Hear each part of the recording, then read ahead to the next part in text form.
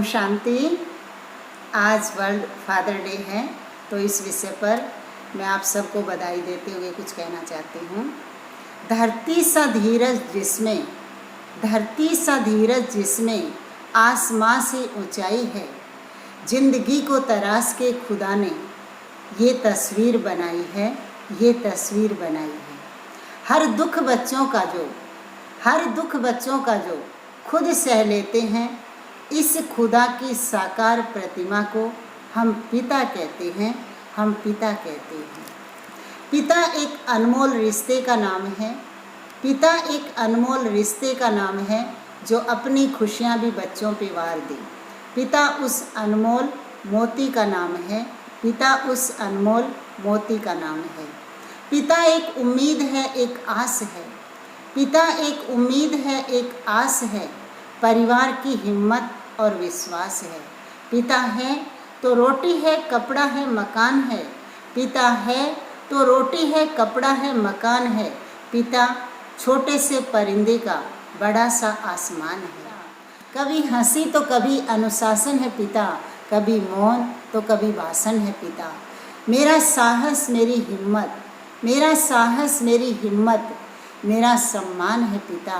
मेरी इज्जत मेरी शोहरत मेरा सम्मान है मेरा पिता। मेरी ताकत मेरी पूंजी, मेरा मान है पिता। मेरे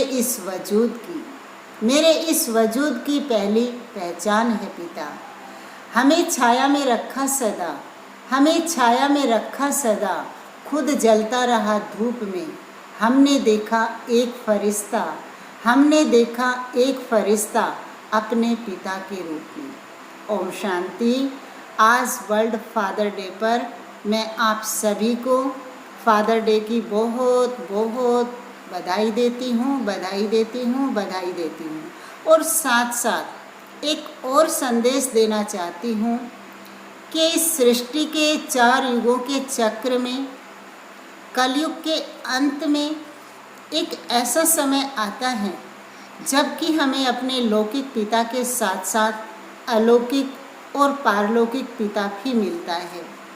स्वयं निराकार परमपिता परमात्मा इस साकार सृष्टि में प्रजापिता ब्रह्मा के रूप में हमें अलौकिक पिता देते हैं, और स्वयं पारलौकिक पिता जन्म जन्मांतर की हमारी प्यास बुझाते हैं, आकर हमें इतना प्यार दुलार करते हैं, हमें अपना जन्म सिद्ध अधिकार देते हैं, जो कि पिताओं का भी पिता है।